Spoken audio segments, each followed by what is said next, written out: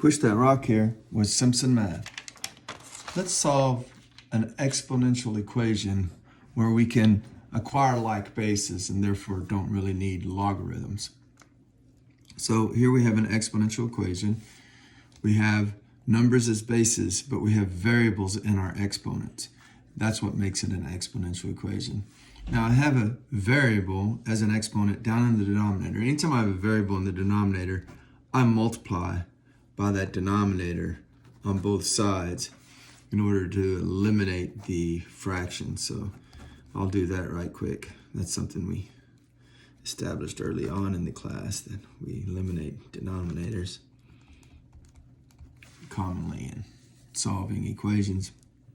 Now I want to work to get the same base because we have a lot of rules for exponents if you have like bases. For instance, if I have x to the r times x to the s, I can add the exponents, but notice both of the bases were the same.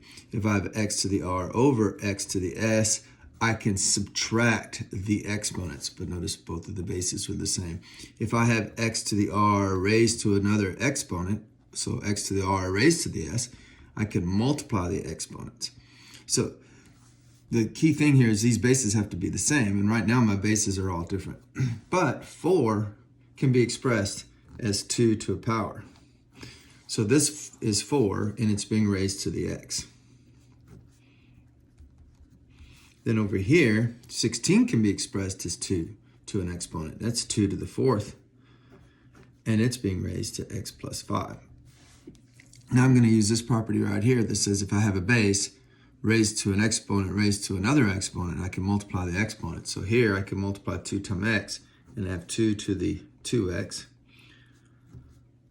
Then on the other side, where I have 2 to the 4th raised to a binomial, I can take this 4 and multiply it by that binomial. Now I have to make sure I have put the binomial in parentheses because I'm multiplying the 4 by that whole exponent. So that gives me over here 2 to the 2x times 2 to the x plus 21. And on the right side, it gives me 2 to the 4x plus 20. And now on the left, I see that I have like bases. So I can add the exponents. These bases are alike, so I can add the exponents. So I get 2 to the 2x plus 21. Well, that's 3x plus 21 because 2x plus x is 3x.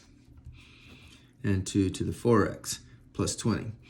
And now I have 2 to an exponent equals 2 to the exponent. Well, if I have 2 to an exponent and it's equal to 2 to some other exponent, I know the exponents must be the same because we have to have the same powers of 2 or it's not the same number.